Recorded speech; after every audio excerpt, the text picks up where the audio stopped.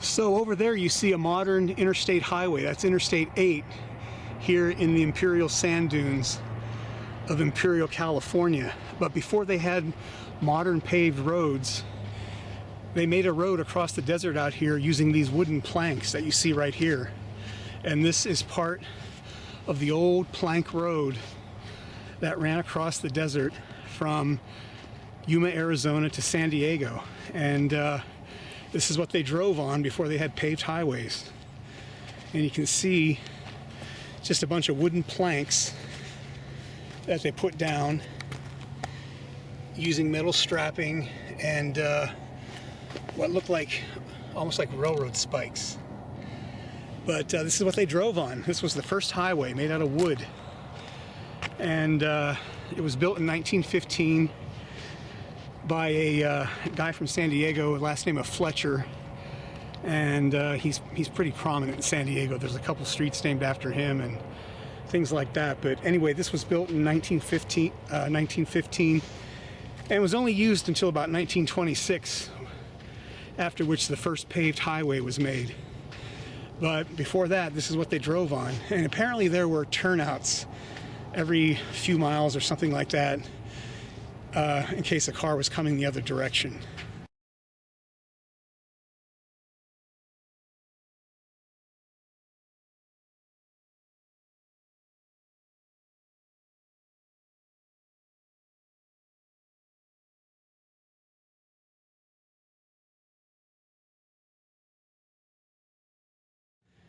But this is all that's left of it, the old plank road. And out here in the desert, pretty cool. Not much around here. That's looking across to the south. But yeah, an old wooden highway. Who would have thought? But anyway, this is what the road looked like. Not much left of it. It wasn't until the 1970s that some people got together that wanted to preserve this road. It was kind of broken up all over the desert, and some sections were missing. So they salvaged what they could and preserved it, and that's what I'm walking on. The old plank road. Kind of an unusual place, that's for sure, out here in Southern California. So this section towards the end is a little more uncovered.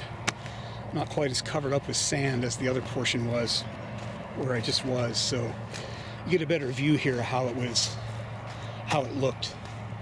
So you got the two metal strappings on the side and then one in the center. And that held the whole thing together while all those old cars from the 1910s drove across this. Pretty cool. Here at the entrance to the site, they have a recreation of what the road would have looked like when it was totally new. So this is what it would have been like. It would have been pretty smooth for the most part.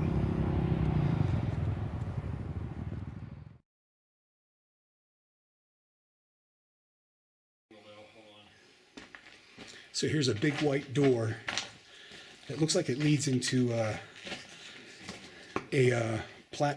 landing station for a vertical shaft. Some daylight there, that's the collar of the shaft. Just got a little crack.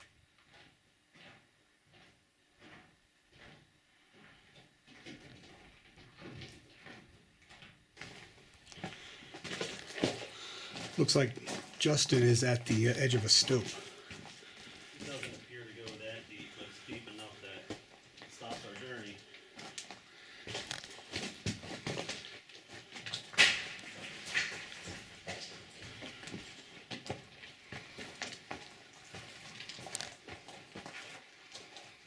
Some pipes going through some collapse there. Yeah, so we're on the other side of the shaft. Here's a big tank. Okay, just entered another abandoned mine. It's going down on a slight incline here in front of me. And you can see all the, what they call bacon strips. That's metal bracing that's put in for support.